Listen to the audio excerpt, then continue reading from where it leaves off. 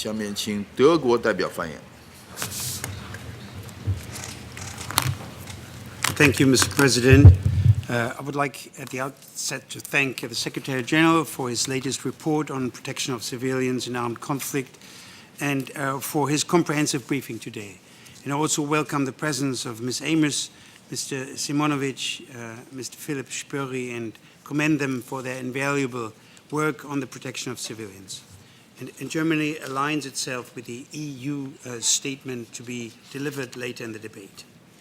Mr. President, civilians continue to be victims of death, injury, sexual violence, and forcible displacement, or are subjected to conflict-induced increases in disease, hunger, and malnutrition. The violent and tragic events in Syria and ongoing developments in, for example, Sudan, South Sudan, Mali, and the Democratic Republic of Congo remind us of this worrying fact every day. How can we get better at protecting civilians in armed conflict? The Secretary General has identified a number of challenges that need to be addressed, some of which I would like to touch upon. First, there is a need to continue exploring ways of ensuring that those responsible for violations of international humanitarian law are held accountable, and that serious violations of international humanitarian law continue to carry not only a strong stigma, but consequences. Encouraging progress has been made since our last debate. The convictions of Charles Taylor in the Special Court of Sierra Leone and of Thomas Lubanga of the ICC by the ICC are significant steps forward. These judgments send a strong signal to the perpetrators of atrocities. Where national authorities fail to take the necessary steps to ensure accountability, the Council's role should be strengthened. We therefore welcome the SG's proposal to create a checklist to guide the Council's engagement with the ICC when it considers the possibility of referrals. Second, we share the ICRC's view that attacks against healthcare and other interference with healthcare remains an under-recognized humanitarian issue. It deserves increased attention, including by this Council. The recent decision by the World Health Assembly to mandate WHO to collect and report data on attacks on healthcare, and this Council's Resolution 1998 is an encouraging development. It ensures that perpetrators against hospitals and schools and related personnel are listed in the SG's annual report on children in armed conflict. We support the SG's view that the Council must assume a more proactive approach to preventing and responding to such incidents. Third, essential question is the application of the rule of distinction in today's military operations. Experiences from recent conflicts beg the question of how the principle of distinction is implemented in practice, in particular when conducting warfare within densely populated areas.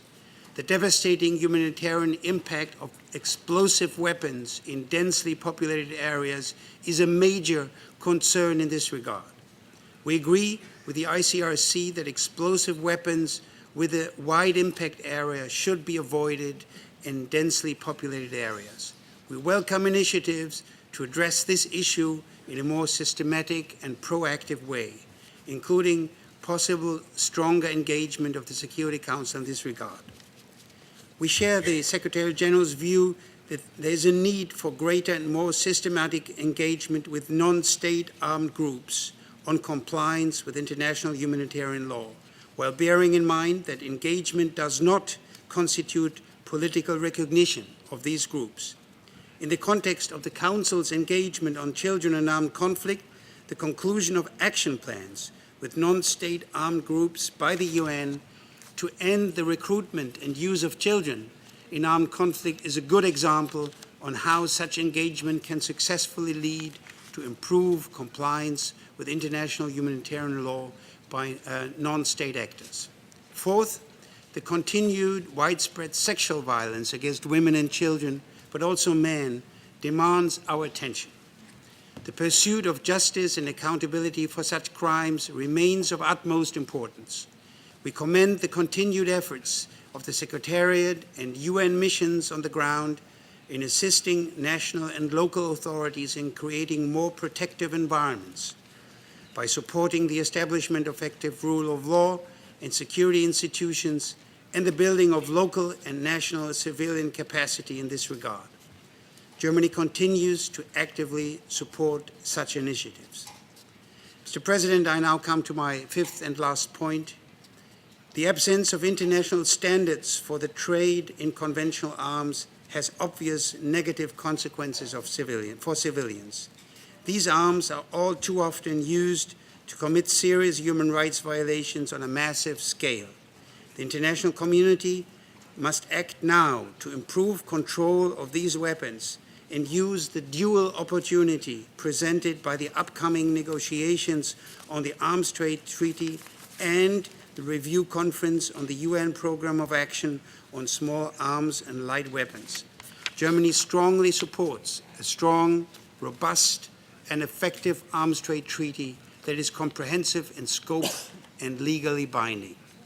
Mr. President, in closing, I would like to mention briefly a few country situations that are of great concern to us. We remain very concerned about the humanitarian situation in South Kordofan and Blue Nile states of Sudan. The situation continues to deteriorate and people starve to death every day. Hundreds of refugees arrive every day in neighboring South Sudan. We urge the government in Khartoum and the SPLA North to accept the tripartite proposal of the UN, the AU, and the Arab League that provides for humanitarian access and the presence of humanitarian relief workers. The Eastern DRC, in Eastern Democratic Republic of Congo, we are worried and appalled by the high numbers of killed and displaced civilians resulting from increased attacks by armed groups using the security void left by the Congolese armed forces. In this context, the sharp increase in the recruitment of children by armed groups and mutineers is of particular concern to us. Given the persisting violence in the region, the protection of civilians needs to remain MONUSCO's first priority. And lastly, the appalling violence in Syria may be the most blatant failure these days of a government's responsibility to protect its own people. Not only does Damascus fail to protect the Syrian people, as the Commission of Inquiry established by the Human Rights Council has reported, the Syrian authorities have for months now committed systematic and gross human rights violations. We are particularly appalled and disgusted by recent reports that have indicated the use of the Syrian army of children as human shields. Opposition forces also commit abuses, which we condemn. They also must protect human rights, including those of children. I thank you, Mr. President. 我感谢德国代表的发言，下面请